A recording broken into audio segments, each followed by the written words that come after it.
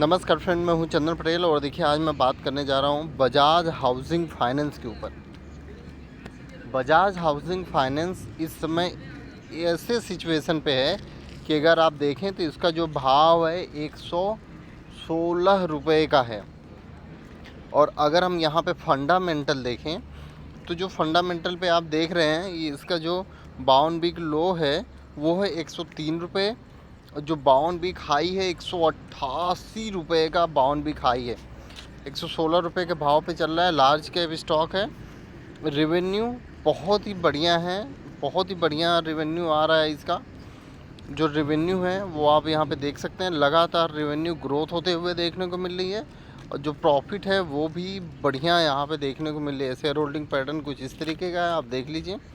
अगर हम यहाँ पे चार्ट लगाएं, देखिए मैंने मंथली चार्ट लगाया है।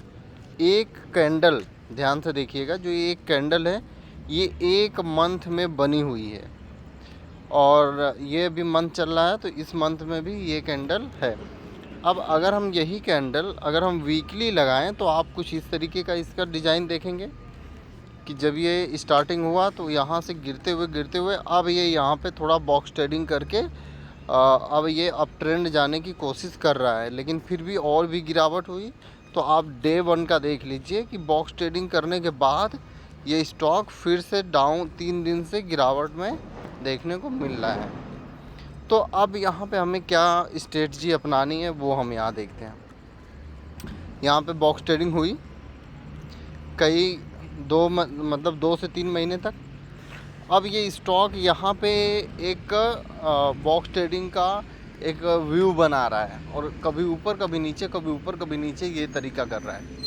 हमें क्या करना है, इस लेवल पर से धीरे धीरे हमको ख़रीदारी करनी है। मान लीजिए अगर इस स्टॉक में मेरा मानना है कि 5 से 10 हज़ार, ज़्यादा से ज़्यादा 5 से 10 हज़ार किसी स्टॉक में लगाएं, उससे ज़्यादा आप इन्वेस्ट किसी एक स्टॉक में ना करें।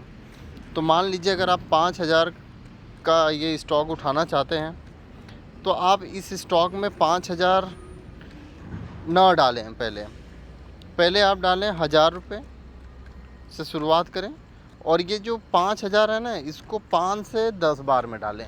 या तो आप 500 करके डाल सकते हैं, या तो आप और हर 2-3 महीने में, 4 महीने, 5 महीने में ये पैसा आप यहाँ पे डालें।